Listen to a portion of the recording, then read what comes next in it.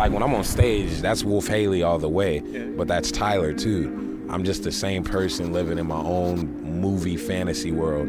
I think I sound crazy right now. I probably do, but I live in my own head and it all makes sense to me.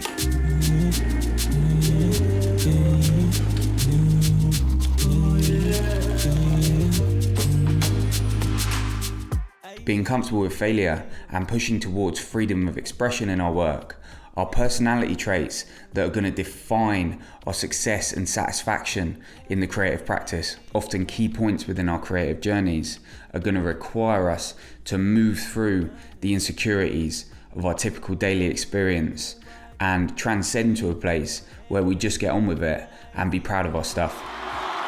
1, 2, 3, 4. In this video, I'm going to be laying out a method for this that I actually really think works. It's something that I want to try in my own work in the future, but in this piece, we're going to be looking at a host of well-known artists as they discuss how they use this technique to grow the kind of superpowers that allow them to do what they do. Since I was 16, I wanted to change my last name to Haley, but I never did, so it was just always in the back of my head until that kind of turned into this persona of like who I see myself as when I wear the cool ass button ups and the shorts and shit. Like, he's that cool ass redheaded ginger dude who I like, if I could choose, I would be him, but I can't. So it kind of just works out and shit. Here we see Tyler discussing how an early alter ego that he developed helped him step into another very real side of himself, and one that was useful for his work. The use and investigation of different personalities is a huge feature across all of Tyler's albums, and we can see that it's taking on different personas that allows him to create such free and flexible work, characterized by self-expression and the ability to progress.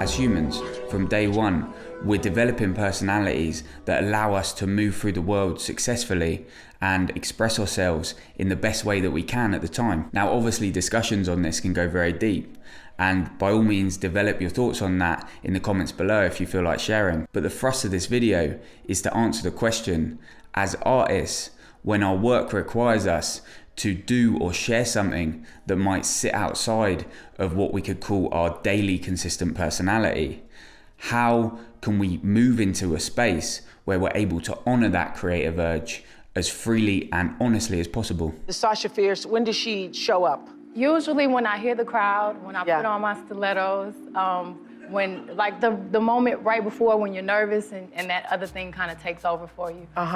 Then Sasha Fierce appears, and my posture and the way I speak and everything is different. Definitely when I'm nervous or whenever I have to perform, whenever I have to do choreography or something that's difficult, and it's no different from anyone else. I feel like we all kind of have that thing that takes over.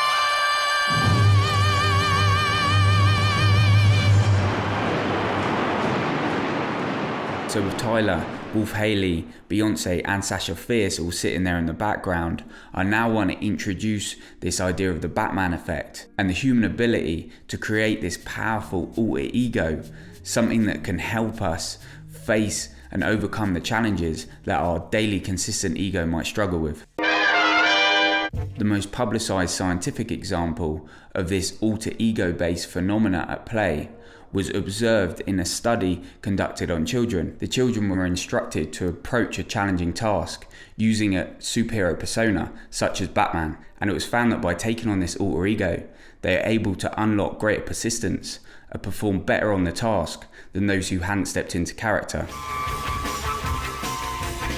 I never really enjoyed performance very much. I mean, having the theatrical devices helped me get on stage and do them. And that was a shyness? Yeah, it was really. I never really felt like the natural performer, you know. I wasn't an outrageous person at heart. I was actually a very quiet little Capricorn boy, you know. and it seemed that I could get a kickstart to having to perform by, you know, working within the functions of characterization. Now Ziggy played guitar.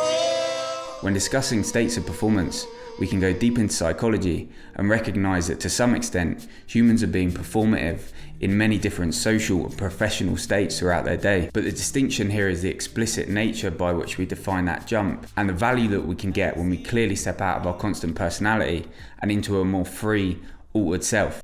I felt disenfranchised by my school and by the people in the school that would make fun of me and bully me and tease me and make me feel less cool. That feeling began to change and her career took off after she adapted the name Lady Gaga from a Queen song, Radio Gaga. Hi, I'm Gaga. The new name freed her, she says, to become the superstar she was meant to be. I was able to leave such a massive amount of insecurities behind me by getting rid of that name in a way. And I still am very insecure in so many ways, but I wish I could give that gift to all my fans. You have the freedom to pull the superstar out of yourself that you were born to be. So as artists, we can use this movement into alter ego and embody the traits of the character that we design for the moment that we want to create.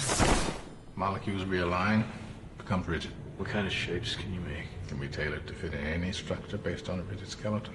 In many ways, the perception that society has of us can place a cage around the things that we do or don't share, or the ways in which we express ourselves. Nicki Minaj is an artist whose work has pushed against that, and here she discusses how it's those alternate characters inside her that allow her the freedom to say what comes up and express it in a powerful way. Roman is a crazy boy who lives in me, and he says the things that I don't want to say. He was born, just a few months ago. I think he was born out of rage. He was conceived in rage. That must be nice to have like an ignorant loudmouth who you can just sort of blame every... He wants to be blamed. I don't want to blame him. I ask him to leave, but he can't. He's here for a reason. When everything comes together, you feel like this is my castle. The world is my stage. It feels like I'm in control. At the end of this piece, I wanted to include an interview with one of my favorite examples of a highly overt use of alter ego in rap. But before we jump into that, I want to put the question over to you. Do you have any powerful examples of the Batman effect that you think are worth looking at?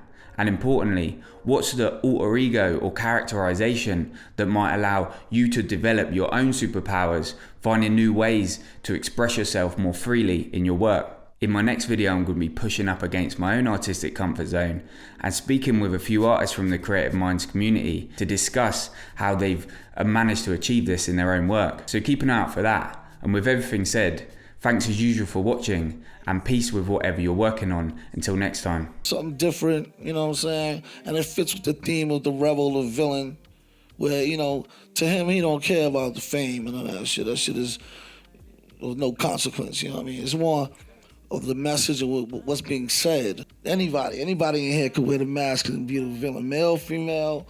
It's about where you coming from your heart, you know what I'm saying? Like, what is the message? What you got to say? Say.